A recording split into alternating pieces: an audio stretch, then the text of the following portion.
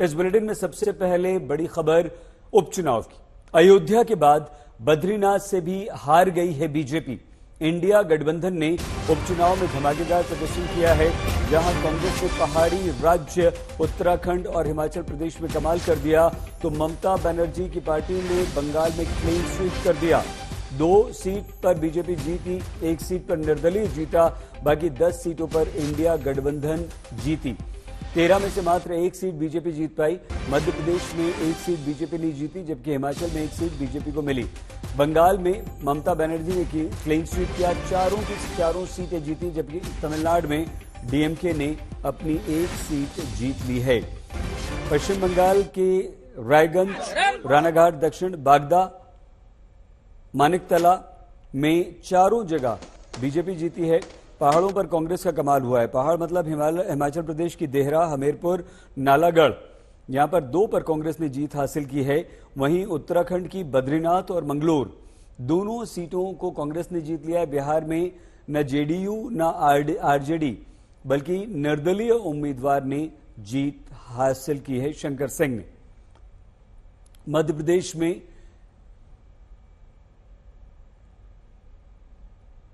अमरवाड़ा की सीट कांग्रेस ने जीती है। और अब आपको हम हर राज्य का 7 राज्यों का परिणाम बताते हैं, रिजल्ट बताते हैं। सबसे पहले बात उत्तराखंड की देवभूमि उत्तराखंड में कांग्रेस ने क्लीन स्वीप कर दिया। 2 सीटों पर उपचुनाव हुआ। उत्तराखंड में दोनों सीटें कांग्रेस ने जीती हैं। मंगलोर विधानसभा सीट पर कांग्रेस ने काजी निजामुद्दीन को उतारा था। निजामुद्दीन ने बीजेपी उम्मीदवार को हरा दिया, जबकि बद्रीनाथ विधानसभा सीट पर कांग्रेस के लखपत सिंह बुटोला ने बीजेपी के उम्मीदवार को हराया है।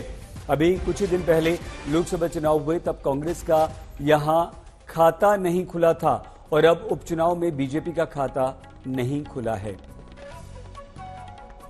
उत्तराखंड की मंगलोर सीट, जो कि पहले बहुजन समाज पार्टी के पास थी, और यहां पर कांग्रेस ने जीत हासिल की है। 7 राज्यों में 13 सीटों पर यह उपचुनाव हुए थे, जिनके परिणाम आप आज आए हैं। उत्तराखंड की मंगलोर के अलावा बद्रीनाथ सीट थी। अयोध्या के बाद बद्रीनाथ की सीट को कांग्रेस ने एक बार फिर से अपने पास रखा है। बद्रीनाथ की सीट कांग्रेस के ही पास थी। और पहाड़ी राज्य उत्तराखंड, देवभूमि उत्तराखंड में दोनों सीटें कांग्रेस ने जीती हैं। लखपत बुटोला कांग्रेस के जीते हैं बद्रीनाथ से। उत्तराखंड के पूर्व मुख्यमंत्री और कांग्रेस के वरिष्ठ नेता हरीश रावत ने कांग्रेस की जीत पर खुशी व्यक्त की, बीजेपी पर व्यंग्य किया।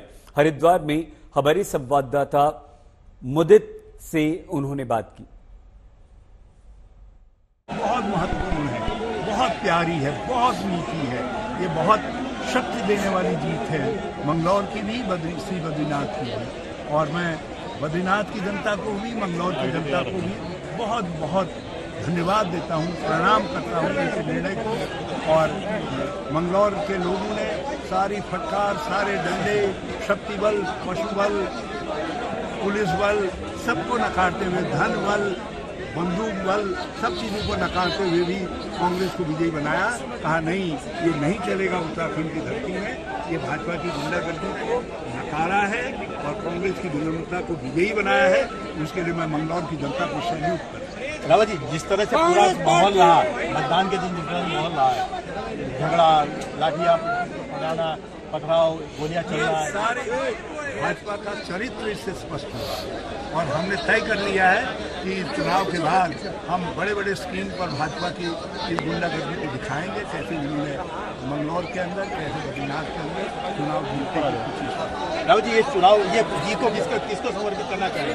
मैं इस चुनाव जीत को कांग्रेस की एकता को और मंगलौर की जनता और बद्रीनाथ की जनता की सूझबूझ को, उनकी बड़े दिल को, और साथ साथ कांग्रेस कार्यकर्ताओं की मेहनत को समझता हूं।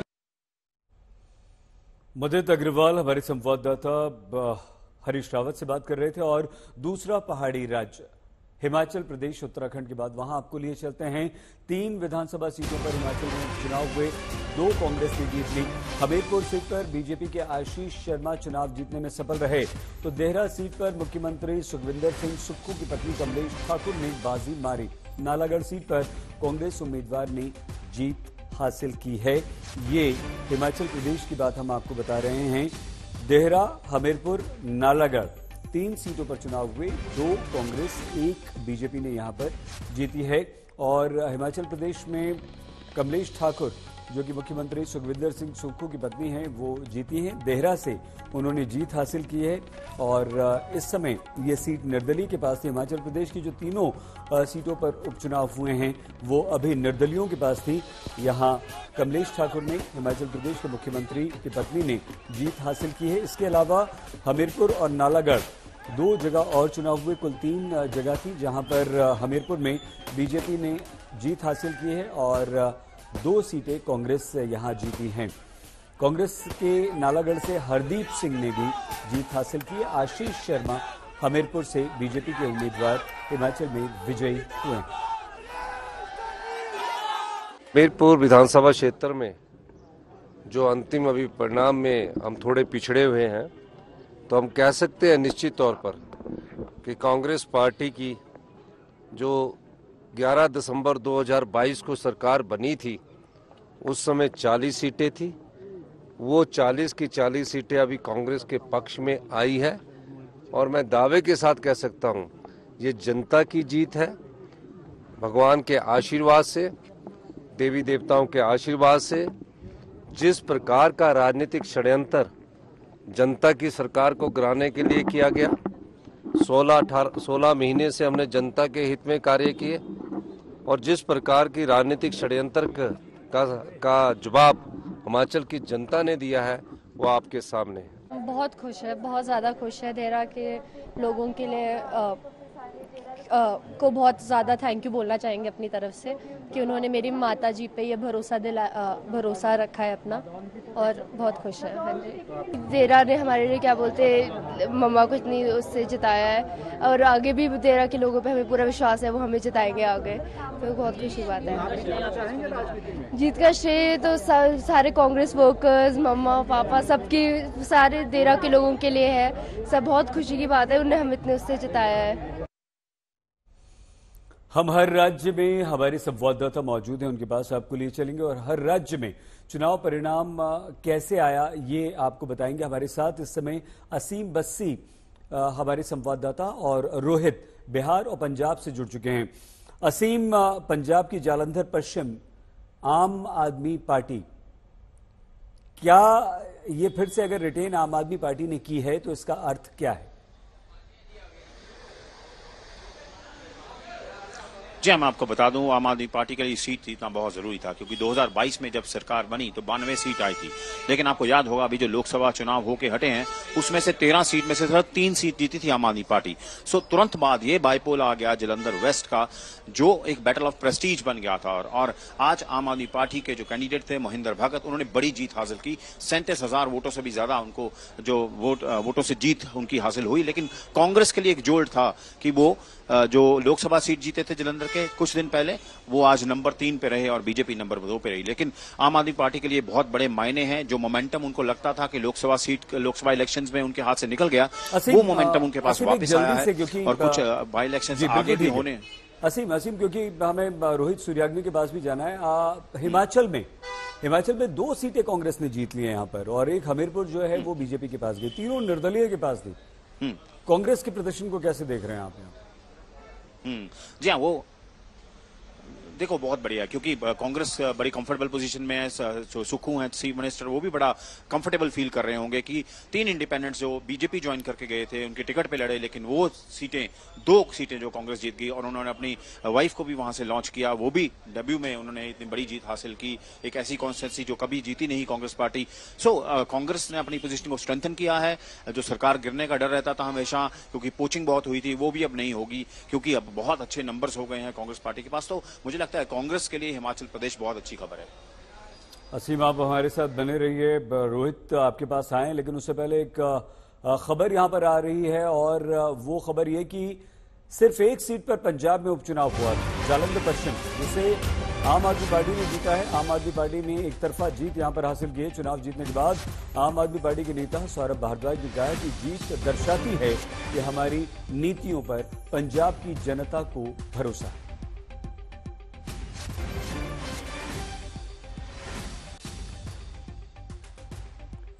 असीम हमारे साथ हैं और पंजाब की बात हमने असीम से कर ली है। उन्होंने बहुत विस्तार से बताया था कि जालंधर पश्चिम में ये जो चुनाव आम आदमी पार्टी ने जीता है और जालंधर पश्चिम की सीट जीतना कितना महत्वपूर्ण था। आपको हम लिए चलते हैं इस समय बिहार। जेडीयू से रुपौली सीट जो है वो छिन गई है, इसको कैसे देखते हैं रोहित आप?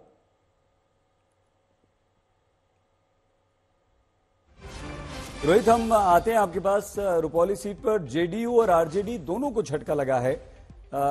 हम प्रश्न यही रोहित से पूछ रहे थे।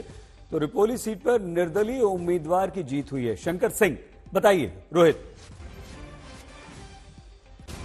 सही जाहिर सी बात है, शंकर सिंह जो कि निर्दलीय हैं उनकी जीत हुई है। जाहिर सी बात है, ये एक तरीके से कहें तो बड़ा ट्विस्ट हो गया है रुपौली में, क्योंकि शंकर सिंह जो है एक बाहुबली छवि के व्यक्ति हैं और क्षत्रिय समाज से आते हैं। और 1990 के दशक में जब जातीय संघर्ष बिहार में चलता था तो लिबरेशन आर्मी नाम की इन्होंने एक आर्मी भी बनाई थी और उसके अध्यक्ष भी थे। हालांकि इस बार उन्होंने पूर्व में वो चुनाव लड़ चुके हैं और एक बार विधायक बन भी चुके हैं, यानी पूर्व विधायक हैं। और इस बार उन्होंने फिर अपनी किस्मत आजमाई तो इस बार उनकी जीत हुई है। लेकिन बड़ा झटका जो है जेडीयू को लगा है, क्योंकि अब तक ये सीट जेडीयू के पास थी बीमा भारती के रूप में। लेकिन बीमा भारती ने जिस तरीके से लोकसभा चुनाव में जेडीयू के दामन छोड़कर आरजेडी में आई, फिर लोकसभा चुनाव आरजेडी के टिकट पर लड़ा, फिर वो हार गई, तीसरे नंबर पर चली गई थी लोकसभा चुनाव में। पप्पू यादव निर्दलीय चुनाव जीते थे। एक बार फिर से लालू प्रसाद ने बीमा भारती पर ही दाव खेला था यहाँ पे रुपौली में भी। लेकिन रुपौली में एक बार फिर से बीमा भारती तीसरे नंबर पर चली गई है, यानी कि जेडीयू से तो ये सीट छिन गई है। ये जेडीयू और नीतीश कुमार के लिए तो एक झटका है, लेकिन उससे भी ज्यादा बड़ा झटका मुझे लगता है ये आरजेडी के लिए है कि किस तरीके से लगातार 2 चुनाव में पूर्णिया के अंदर, एक बार पूर्णिया लोकसभा और फिर रुपौली में, वो लगातार तीसरे नंबर पर जो है वो चली गई है और जबरदस्त हार हुई आरजेडी की। तो ये एक मुझे लगता है आरजेडी के लिए भी सोचने वाली बात होगी कि आखिर रुपौली और पूर्णिया में क्या हो रहा है, आखिर क्यों नहीं आरजेडी का सिक्का वहां पे चल रहा है। लेकिन नीतीश कुमार के लिए भी ये एक झटका है कि उनके पास ये सीट जो है वो छिन गई है और निर्दलीय शंकर सिंह बाहुबली छवि के जो है उनकी यहाँ से जीत हुई है।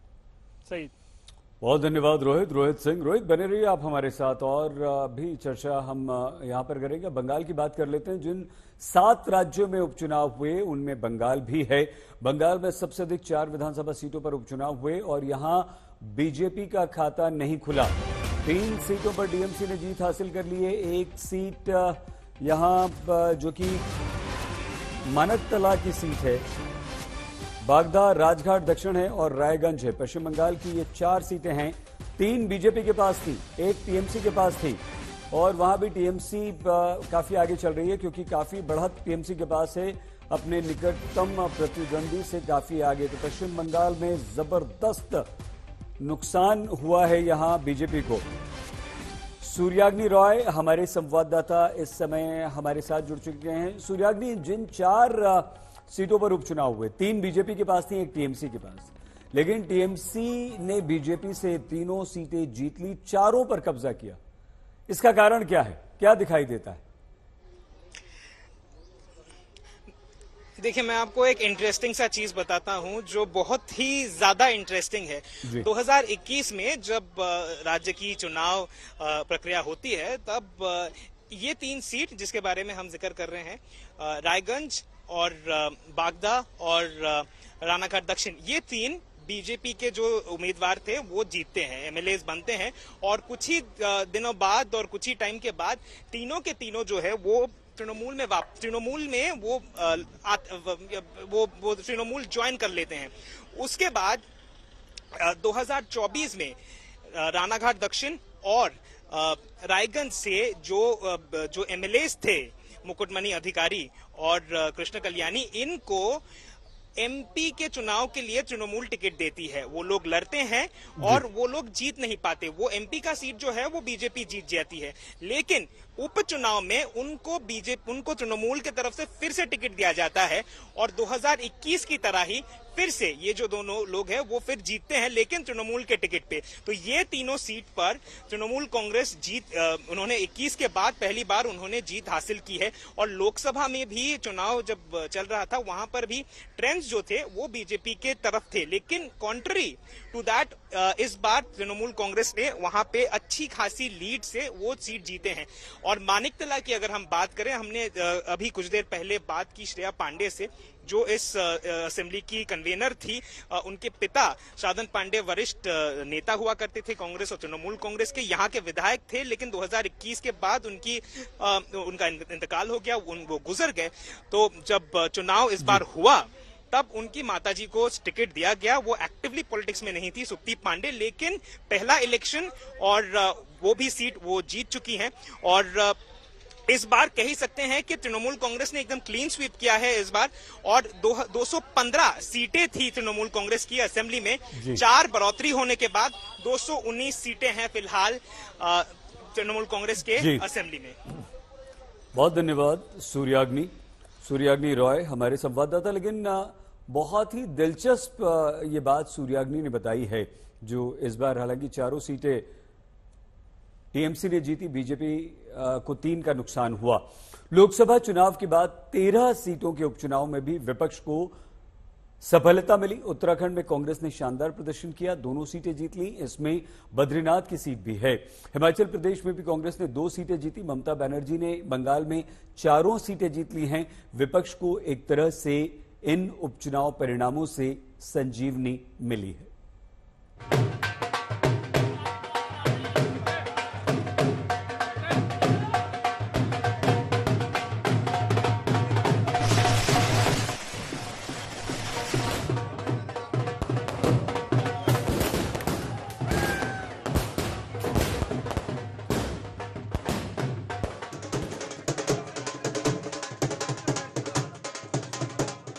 लोकसभा चुनाव के नतीजों को आए अभी 5 हफ्ते हुए हैं, लेकिन उपचुनाव के नतीजों ने एक बार फिर इंडिया गठबंधन को खुशी मनाने का बड़ा मौका दे दिया है।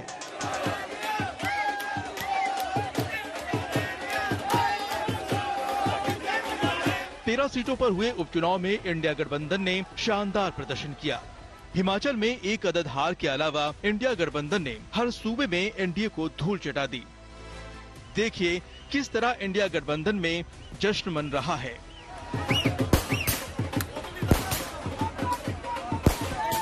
शिमला में सीएम सुक्खू के घर पर खुशियां मनाई जा रही हैं। सुक्खू के लिए ये दोहरी खुशी का वक्त है। राज्य में 2 सीटों पर कांग्रेस को जीत मिली और दोहरा से उनकी पत्नी भी जीत गईं। भगवान के आशीर्वाद से, देवी देवताओं के आशीर्वाद से, जिस प्रकार का राजनीतिक षड्यंत्र जनता की सरकार को गिराने के लिए किया गया, 16 महीने से हमने जनता के हित में कार्य किए, और जिस प्रकार की राजनीतिक षड्यंत्र का जवाब हिमाचल की जनता ने दिया है, वो आपके सामने। देखिए, पंजाब में आपकी सीट पर जालंधर से लेकर अमृतसर तक जश्न मन रहा है। आम आदमी पार्टी मुसीबतों में घिरी है, लेकिन जालंधर पश्चिम में मोहिंदर भगत की जीत ने आम आदमी पार्टी के नेताओं के चेहरे पर खुशी बिखेर दी है। आम आदमी पार्टी को एक वरदान मिला है कि जो भी आम आदमी पार्टी को धोखा देगा, उसको जनता बुरी तरीके से चुनाव में हराएगी, राजनीति उसकी खत्म हो जाएगी। एक नहीं, अनेक उदाहरण उठा के देख लीजिए आप। कोई तो मुख्यमंत्री बनने बीजेपी में चला गया था, अपनी सीट नहीं बचा पाया। तो इसलिए इतिहास उठा के देख लीजिए, जो भी आम आदमी पार्टी छोड़ के बीजेपी में गया, उसकी राजनीति खत्म हो गई। उत्तराखंड से लेकर तमिलनाडु तक कांग्रेस और उसके सहयोगी दलों को खासी कामयाबी मिली है। सबसे जोरदार प्रदर्शन तो ममता दीदी का रहा। उनकी टीएमसी ने 4 सीटों पर जीत का झंडा फहरा दिया।